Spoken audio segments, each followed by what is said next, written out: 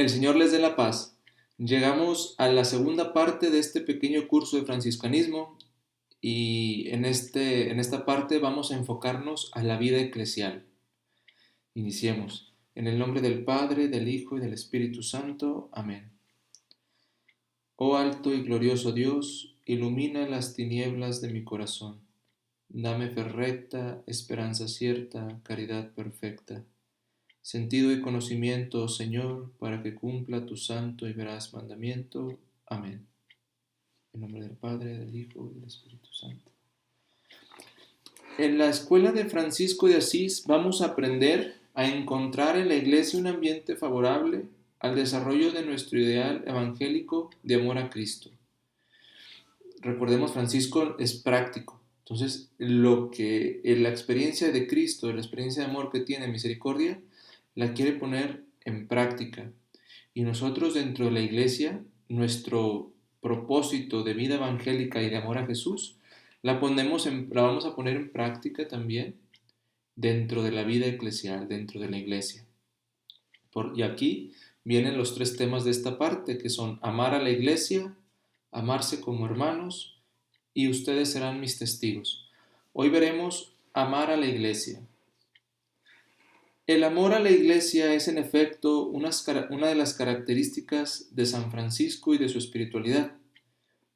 Francisco, aunque en su conversión recurre al Evangelio, recurre a la palabra de Dios, él busca a los sacerdotes para que le interpreten lo que él está leyendo en la Sagrada Escritura, en el Evangelio. Él no quiere estar fuera de comunión con la iglesia y recurre a los sacerdotes. Por eso empieza a crear relaciones muy buenas y positivas con los sacerdotes, los obispos y siempre en comunión. Hay que hablar aquí que Francisco está haciendo un descubrimiento en esta visión eclesial, porque él aprendió en la catequesis o en las enseñanzas de la fe, él tuvo su aprendizaje, pero en su experiencia, él ahora empieza a descubrir nuevas verdades. Es decir, bueno, las empieza a ver de diferente modo más bien. Por ejemplo, ahora Francisco tiene esta experiencia de Dios como Padre, de Jesucristo como hermano, y por lo tanto ve en la iglesia una gran familia y a todos los considera hermanos. Y la vocación de Francisco surge en la iglesia, eh, podemos decir que tiene esta vocación eclesial desde sus inicios. Por ejemplo, si se acuerdan, cuando vimos los tres puntos que eran fundamentales en su conversión, uno de ellos era eh, el encuentro con el Cristo de San Damián. Ahí en su conversión, el Cristo le dice: Francisco, repara mi iglesia que cae en ruinas. Francisco toma, aunque ya después vemos que la gran renovación, la gran obra que Francisco hizo con la orden franciscana, pero antes de todo eso, Francisco toma literalmente y reconstruye la iglesia. Entonces Francisco ahí ve el mandato de Dios, lo toma literal y reconstruyendo iglesias ve que él siente que hace la voluntad de Dios y aparte está sirviendo a la iglesia. Entonces, su vocación empieza como un servicio dentro de la iglesia. También algo que hace énfasis en la vocación eclesial que Francisco tiene y de comunión con la iglesia es la acogida del obispo.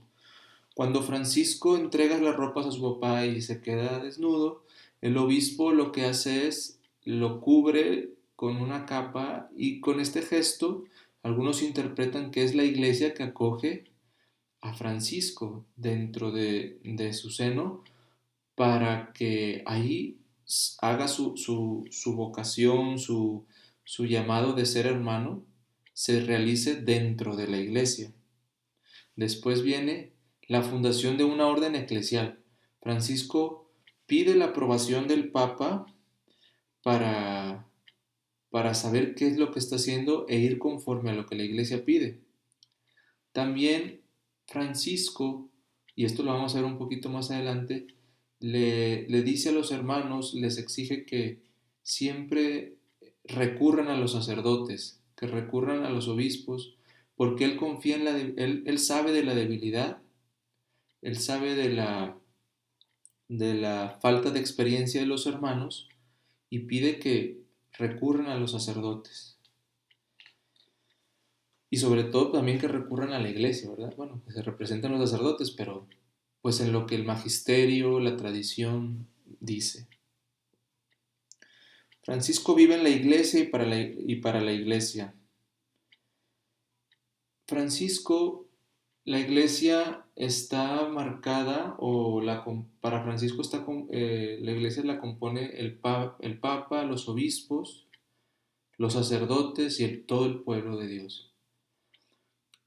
Con el Papa Francisco, bueno, no con el Papa Francisco, o sea, con el Papa, Francisco, con el Papa Francisco, él recurre, como les dije hace ratito, para probar la regla y vida. Francisco no puede, no quiere estar fuera de comunión de la iglesia.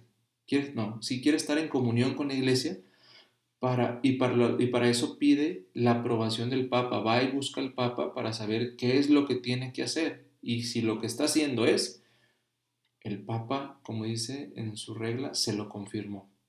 Entonces, el Papa Francisco está en comunión con el Papa. También con los obispos, Francisco tiene una gran amistad con el obispo de Asís. Francisco sabe cuánto le debe y así expresa el pobrecillo. Dice: desde el principio de mi conversión, el Señor me habló por boca del obispo de Asís para aconsejarme y reafirmarme en el servicio a Dios. Entonces vemos también aquí esta cercanía, esta comunión, esta amistad que tenía con el obispo y que lo llevó a esta gran obra que Francisco hizo. Francisco jamás quiso predicar en una diócesis sin consentimiento del obispo del lugar. Por lo tanto, Francisco no concibe una iglesia espiritual invisible. Para él, la iglesia es aquella que está gobernada por los obispos. Y esa es la iglesia que él respeta y que él quiere y que ama y quiere estar sirviendo. Respecto a los sacerdotes, tengamos en cuenta que en el tiempo de Francisco estaba muy devaluada la figura del sacerdote por la falta de la santidad que había, por la falta de testimonio, etcétera, etcétera.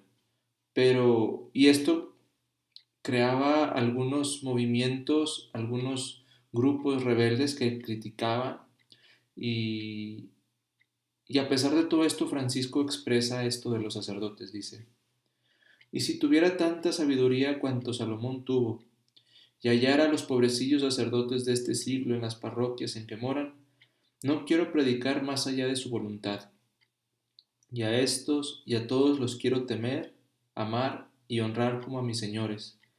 Y no quiero en ellos considerar pecado porque discierno en ellos al Hijo de Dios y son señores míos. Y lo hago por esto, porque nada veo corporalmente en este siglo del mismo Altísimo Hijo de Dios, sino su santísimo cuerpo y su santísima sangre, que ellos reciben y ellos solo administran a los otros. Por lo tanto, si queremos seguir esta escuela de San Francisco, oremos por los sacerdotes, seamos cercanos con ellos, amémoslo, respetémoslos, porque son quienes administran al Señor y ellos son elegidos por el Señor, son llamados a estar íntimamente con Jesús y ellos nos administran los sacramentos. Entonces, oremos por ellos, no veamos lo positivo de ellos, no nos enfrasquemos, no nos quedemos en sus limitaciones, en su humanidad, sino veamos cómo la gracia de Dios actúa en ellos. La actitud del pobrecillo de Asís hacia los sacerdotes se resume en estas palabras: fe, amor, respeto y ayuda. En el pueblo cristiano, Francisco ve también el pueblo cristiano como parte de esta iglesia, y él predicaba la unión y la fe en la iglesia porque juzgaba que todas las cosas debían conservarse, venerarse e imitarse en la Santa Iglesia Romana, pues sólo en ella puede esperarse la salvación de los predestinados. También esta es parte del concepto, de la perspectiva que había en el tiempo de Francisco, que solo en la iglesia había salvación. Ya ha ido cambiando un poquito la reflexión, pero Francisco ve la iglesia como este cuerpo de Cristo, entonces, como medio de salvación. Y también, pues, buscaba que todo el pueblo estuviera unido dentro de esta iglesia. Y como él no podía ir a todas partes, pues escribe, como ya hemos visto, cartas, escribe a los fieles, para recordarles ante todo la grandeza de la vocación de ser hijos de Dios. Recordemos que Francisco para la iglesia es una familia para Francisco, y dice así: a todos los cristianos, religiosos, clérigos, laicos, hombres y mujeres, a todos los que habitan en el mundo entero, Fray Francisco, su siervo y súbdito, su misión con reverencia, paz verdadera del cielo y sincera caridad en el Señor. Como soy siervo de todos, a todos estoy obligado a servir y a prestarles en servicio las olorosas palabras de mi Señor. El más ardiente deseo de Francisco era ver a todos los hombres y mujeres reunidos en esta gran familia que para él era la iglesia. Francisco es un hombre de la iglesia. Por lo que vimos anteriormente, nos podemos percibir la sumisión que Francisco tenía a la iglesia. Él mantuvo firme su fe, su amor, respeto a la iglesia. Todo ello no podía haber sido de otra forma. Lo que pasa, recordemos que en tiempo de Francisco había muchos movimientos que estaban surgiendo, movimientos de reformas, pero que estaban criticando todo lo que era la jerarquía eclesiástica. Y estos grupos llegaron a ser herejes, por ejemplo, los cátaros, los valdenses, los albigenses. Eran movimientos que estaban echando en cara la riqueza de la iglesia y ellos empezaron a vivir pobres. Y lo hacían para restregar, por así decirlo, lo que la iglesia estaba haciendo en ese momento. Francisco pudo haber hecho igual, pero él no quiso. Él toma la pobreza como un medio para seguir a Cristo, pero siempre en comunión. Francisco, yo creo, podía haber tenido esta como mortificación de poder caer en lo mismo que estaban cayendo los otros grupos, alejarse de la iglesia, ir en contra y caer en la herejía. Entonces Francisco no quiere, él decide seguir el rumbo y el camino de la comunión eclesial. ¿Y por qué sucedieron así las cosas? Pues se trata de una cuestión de fe profunda. Una fe que Francisco tenía en la iglesia, en el Papa, en los obispos, en los sacerdotes y en todos los fieles. ¿Por qué? Porque en ellos ve a Cristo. Cristo, como dijimos, se vuelve el centro de la vida de Francisco y en todos ve a Cristo. Él comprende que la iglesia es el único medio escogido por Dios para ir a Él. En ella ve el cuerpo místico de Cristo y separarse de este cuerpo sería un contrasentido trágico. Por lo tanto, para Francisco su preocupación es ser un enlace vital con la iglesia, pensar como ella, creer, orar, vivir, obrar y sentir como ella.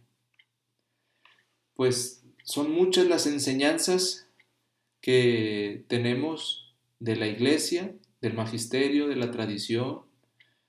Hay mucho que aprender. Métodos de oración, métodos de meditación, reflexión en torno al hombre, la antropología, la cosmovisión, tantas cosas que podemos aprender de la iglesia. Entonces, antes de buscar en otros lugares, antes de buscar en otras religiones, en otros movimientos filosóficos o psicológicos o desarrollo humano, veamos cuál es la riqueza que tiene la iglesia. Esto nos va a ayudar a estar en comunión y también poder comprender muchas cosas que, que nos pueden llevar a la planificación de nuestra vocación de ser cristianos y sobre todo de vivir esta espiritualidad evangélica que es parte de la escuela de San Francisco de Asís. Bueno, terminamos.